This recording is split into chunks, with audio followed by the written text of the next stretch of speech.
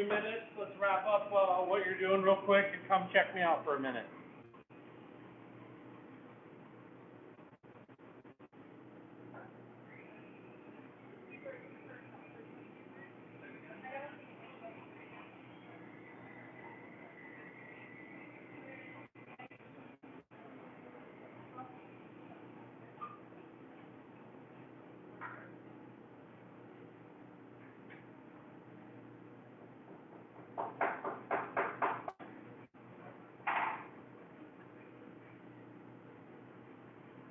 Hey, there This you will are. be available for you guys on YouTube later if this is going to be helpful. Just something I'm toying with.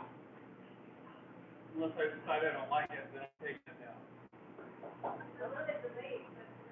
Right? Where's your twin? Yeah. What's that? No, the phone will pick it up, the TV.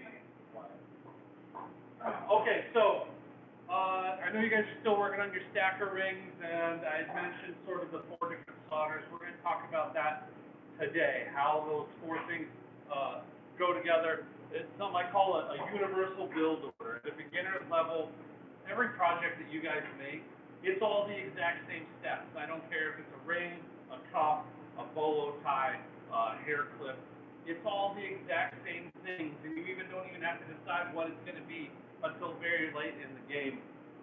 You follow very specific steps in your build. If you build this process into how you create stuff, you'll be a lot more prolific, you'll get a lot more done, you'll find a lot more repetition, and repetition that builds skill, right? So everything, in my opinion, always just starts with a stone right now, right? You got yourself a little collection of stones, you're gonna pick a stone. The first thing we need to do with that guy is we need to create a bezel, all right? That bezel is that thin metal strip, right? Malleable thin strip. We're gonna pull it around our stone. I'm gonna show you guys how to do a bezel later. We pull it around our stone, we cut it at that overlap, right? And now we need to join those 2 ends together to create a continuous beam. We're going to do that using hard solder, okay? Hard solder has the highest melting temperature. That's by far. I don't know the specifics on what temperature that is. I don't have thermometer vision, so I never felt the number was useful, okay? But we're going to use hard solder to bind that. Now maybe we want to embellish that bezel with some sort of decorative wire, bead wire, twist wire, round, whatever you want to wrap around that thing, right? In this instance, I've illustrated some bead wire. Same deal. Wrap it around the bezel, around the stone, cut the overlap, solder it together. Again, I'm going to use hard solder. These 2 things are what I call top-level joins. So we're not actually building the piece, we're building the components that are going to make up the piece later on, if that makes sense, right? I use hard solder on both of these things because they're crafted separately, all right, away from the rest of the piece. Both of these elements need to be supported by a backplate. That's our little piece of sheet that we bought, all right? I take both of them at the same time and stack them together on my backplate. I'm going to drop down, and now I'm going to use medium solder, a lower melting temperature. I like to put a little bit of solder around the inside of the bezel and around the outside of the embellishment, and I'll heat all that stuff up until that solder flows and bind those 2 things together. As we progress in the next week, I'm going to show you every step of this process. But I like to do these both at the same time. You don't have to do them at the same time. You can continually use medium for both steps. But I do them both at once because life's too short. Maybe you want to provide additional embellishments, some leaf, floral elements. Those are really hot in Southwestern jewelry, et cetera. Or maybe you just come up with some embellishments that come after the fact that you didn't get to put on originally. I would drop down to easy solder, again, a lower temperature still, okay? We always use continually lower melting temperature solders, because if we kept using that same temperature over and over again, as we go to heat the entire piece up to get these things to bind, we also reflow our original solder joint. So, if I crack these two with hard, and then I try to use hard solder to bind it to the back plate, well then my joints would also flow, and they might let go. We get gaps, it would come apart. It may all stick to the back plate, but it's also gonna lose its solder, right? So if I use easy to add extra embellishments, that would leave me with something like this, right? You'll notice that my sheet is always larger than all of the pieces and embellishments that are gonna make up the piece, okay? You never cut a back plate as like an oval to match the bezel or anything else. It just never works. Don't mess around. You always put it on a big chunky block like this. Now I'll get my saw and I'll saw it out. And that'll leave me with this, okay? I would call this a setting, all right? So that's the complete top of whatever it is. With this setting right now, it can become a ring, it can become a bolo tie, it can be a money clip, it could be a cuff, it could be whatever you want.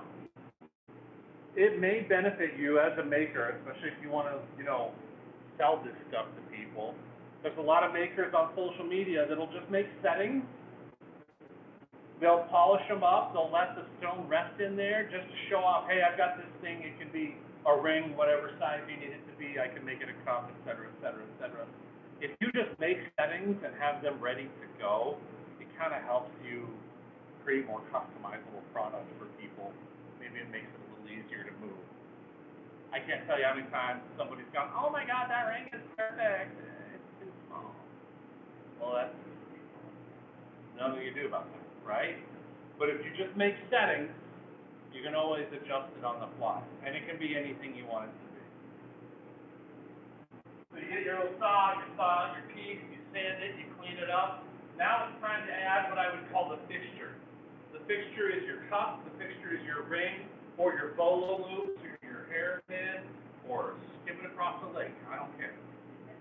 But whatever you're gonna attach it to, we would use our extra easy solder. Each step, a lower melting temperature than the one before. We only move in this direction. We don't have to use every step. With our stacker rings, you're only 2 steps involved, closing your ring and adding your embellishment.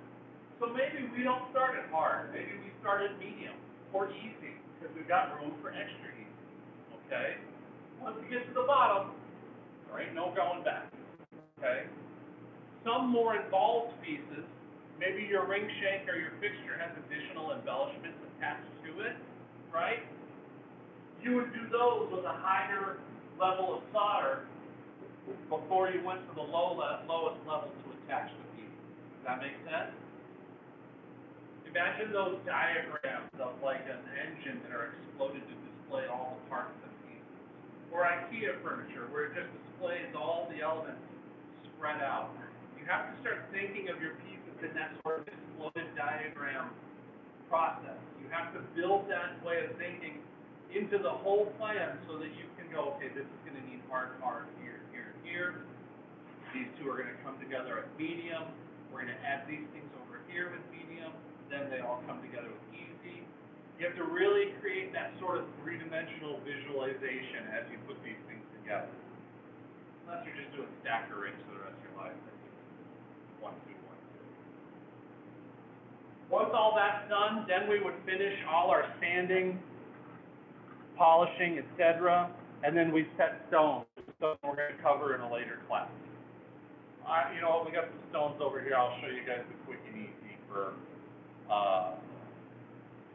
stacker rigs. Anybody have any questions about this process? No? Okay, remember, you can only go in one direction. You don't need to use every step.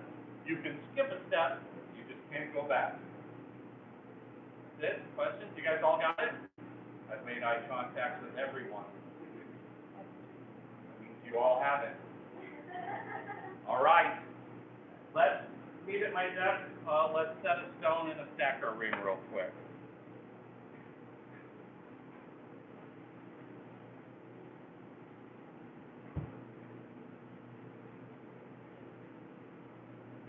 Oh.